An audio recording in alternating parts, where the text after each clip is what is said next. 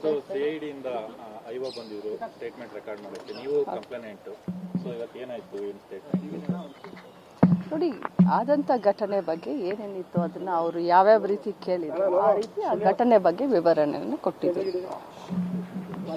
Madam, ಸಭಾಪತಿಗಳು ಈ ಪ್ರಕರಣವನ್ನು ಸುಖಾಂತ ಮಾಡೋದಕ್ಕೆ ಇಬ್ಬರನ್ನು ಕೂಡ ಸಂಧಾನ ಮಾಡತಕ್ಕಂಥ ಒಂದು ಪ್ರಯತ್ನ, ಯಾಕೋ ಇಬ್ಬರು ಕೂಡ ಪ್ರತಿಷ್ಠೆ ಆಗ್ತಾಗೋದು, ಅದರಲ್ಲೂ ಕೂಡ ನೀವು ತುಂಬ. ನಾನು ಇದ್ರ ಬಗ್ಗೆ ಈಗಲೇ ಮಾತನಾಡಲಿಕ್ಕೆ ಬಯಸೋದಿಲ್ಲ. ಇದರಲ್ಲಿ ಪ್ರತಿಷ್ಠೆ ಆಗಲಿ ಅಥವಾ ಇದರಲ್ಲಿ ರಾಜಕಾರಣ ಆಗಲಿ ಅದನ್ನು ನಾನು ತರಲಿಕ್ಕೆ ಬಯಸೋದಿಲ್ಲ.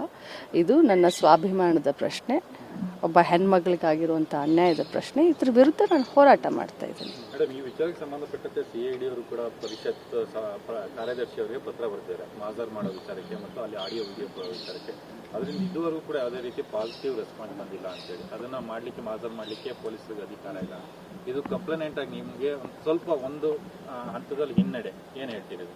ನೋಡಿ, ಹಿನ್ನಡೆ ಮುನ್ನಡೆ ಇದ್ರ ಬಗ್ಗೆ ನಾನು ತಲೆ ಕೆಡಿಸ್ಕೊಳ್ಳೋ ಅಂಥವಳಲ್ಲ. ಕಾನೂನು ಚೌಕಟ್ಟಿನಲ್ಲಿ ಸಭಾಪತಿಗಳಿದ್ದಾರೆ, ಕಾನೂನಿದೆ. ಕಾನೂನು ಚೌಕಟ್ಟಿನಲ್ಲಿ ಏನೇನಾಗಬೇಕು ಇವ್ರು ಮಾಡ್ತಾರೆ, ಸಭಾಪತಿಗಳಿದ್ದಾರೆ, ಅವ್ರು ಏನೇನು ಮಾಡಬೇಕು ಅವ್ರು ಮಾಡ್ತಾರೆ. ಬಟ್ ನನಗೆ ಅನ್ಯಾಯ ಆಗಿರೋದ್ರ ವಿರುದ್ಧ ತಾವೆಲ್ಲರೂ ಕೂಡ ನನ್ನ ಪರವಾಗಿ ನಿಂತ್ಕೊಳ್ರಿ ಅಂತ ಕೇಳಲಿಕ್ಕೆ ಬಯಸ್ತೇನೆ. ಒಂದು ಹೆಜ್ಜೆ ನಿಮಗೆ ಹಿನ್ನಡೆ ಆಯಿತು, ಒಂದು ಹೆಜ್ಜೆ ಮುನ್ನಡೆ ಆಯಿತು. ಇದು ಮುನ್ನಡೆ ಹಿನ್ನಡೆ ಪ್ರಶ್ನೆ ಅಲ್ಲ. ಇದು ಇಡೀ ಮಹಿಳಾ ಕುಲಕ್ಕೆ ಆದಂಥ ಅನ್ಯಾಯದ ಬಗ್ಗೆ ನಾನು ಪ್ರತಿಭಟಿಸ್ತಾ ಇದ್ದೀನಿ. ಅದಕ್ಕೆ ನಿಮ್ಮೆಲ್ಲರದ್ದು ಸಹಕಾರ ಇರಲಿ ಅಂತ ದಯಮಾಡಿ ಕೇಳ್ತೀನಿ.